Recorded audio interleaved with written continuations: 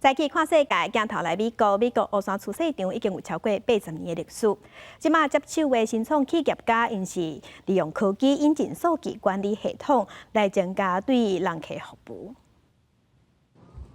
乌山厝市场是地区型的厝市场，本来强要无法度经营，不过新创企业家莫根森接手了，导入专业的数位营运系统，自厝市场的数量、坐览车、厝市道的人数，到历史区传货、供应甲销售的情形，员工的排班甲人力表，拢用系统进行自动化甲数据化的会诊监控。A lot of general managers will go out and look how many rows of cars are parked, and that's kind of how they tell how busy they are.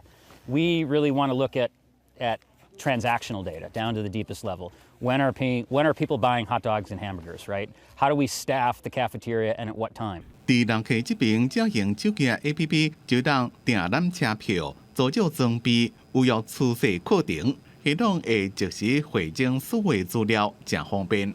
Not only can we track how many runs they've skied, we can track by product, we can track by zip code, we can look at demographic. 乌山厝市场的经营者为了要扩展业务范围，2023年并购通行证公司 IndyPass， 这是整合全美国230间独立厝市场的通行系统，人可以摕这张卡就能到各地厝市场。